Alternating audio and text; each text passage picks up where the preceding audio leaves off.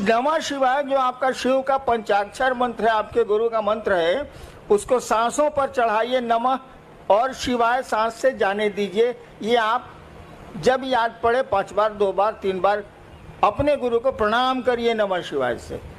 खिचड़ी मत करिएगा। बहुत लोग करते हैं क्या कि सांस पर भी कर रहे हैं और माला पर गिनती भी कर रहे हैं। मैंने स्टेशन जाने के लिए एक टांग रिक्शा पर रखे, एक टांग बस पर रखे, साले चितरा नहीं जाएगा। आप बताइए, हमको अभी स्टेशन जाना है, कल जाना है स्टेशन, हम एक टांग रखे टेम्पो में, एक टांग रखे बस में, तो मेरा क्या हाल होगा? अरे कोई एक ही सिस्टम ना अप्लाई कीजिएगा। जब मन करे आप टेम्पो से जाइए, मन करे बस से जाइए, दोनों पर एक के साथ कैसे चढ़िएगा? ठीक उसी तरह से सांसों पर अगर मंत्रों का जप होगा, उसकी गिनती नहीं होती। गिनती तो किसी की नहीं होती, रुद्राक्ष के माला की भी गिनती नहीं होती, क्योंकि गिनती किया हुआ है, तो गिनती कौन सी कर रहे हैं? अरे भैया 108 बार माला में डाला हुआ है ये बीड्स, जिसको अंग्रेजी में कहते हैं दाना,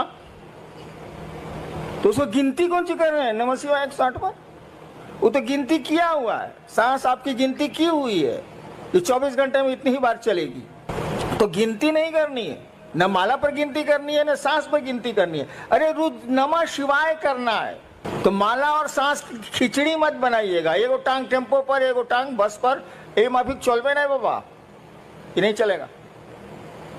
माला पर करिए, स्वतंत्र रूप से करिए, सांस पर करिए, स्वतंत्र रूप से करिए, और करिए तो माने मंत्रों में शिष्यानुभूति पढ़िएगा, मैंने लिखी है। मंत्रों में भाव प्रवेश आवश्यक है। यानी आप नमः शिवाय किए, सोच रहे हैं खिचड़ी पकी कि नहीं पकी, ये तो मंत्र जप नहीं हुआ। नमः शिवाय किया तो सोचिए कि अपने शिव को, नमः शिवाय का मानी क्या है? शिव को प्रणाम। नमः शिवाय किया तो सोचिए कि शिव को प्रणाम आपका मन कर रहा है। सोचिए, शरीर नहीं झुकाना है, हाथ नहीं उठाना है, मन आपका शिव को प्रणाम कर रहा है। दोबारा फिर नमः शिवाय करिए तो सोचिए कि मन आपका शिव को प्रणाम कर रहा है। इस तरह से 108 बार करिए। इस तरह से सांसों पर जपिए। सांस पर जपिएगा तो याद पड़ जाएगा, उसमें दिक्कत नहीं है।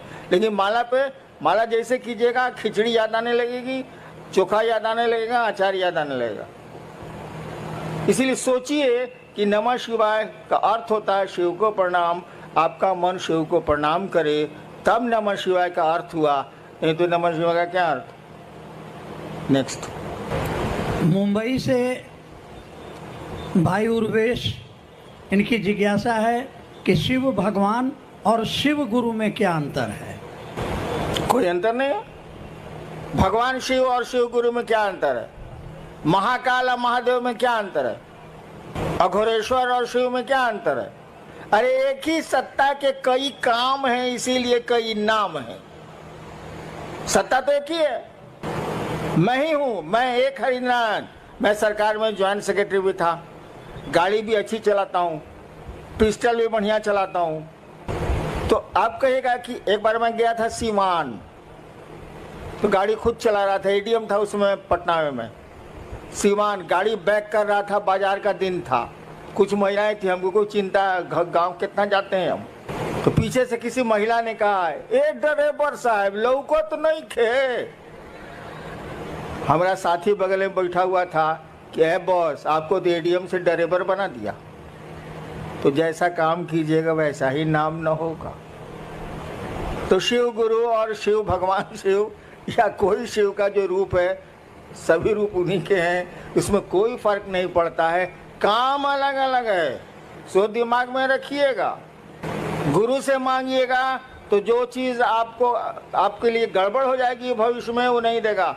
महादेव से मांगिए तो लोग की शक्ति दे दिया ना, रहा न कोई रोन हरा। क्या मांग रहे हैं, किससे मांग रहे हैं? एक ही आदमी वो। गुरु से मांगिएगा तो वही देगा जो आपके लिए शुभ होगा।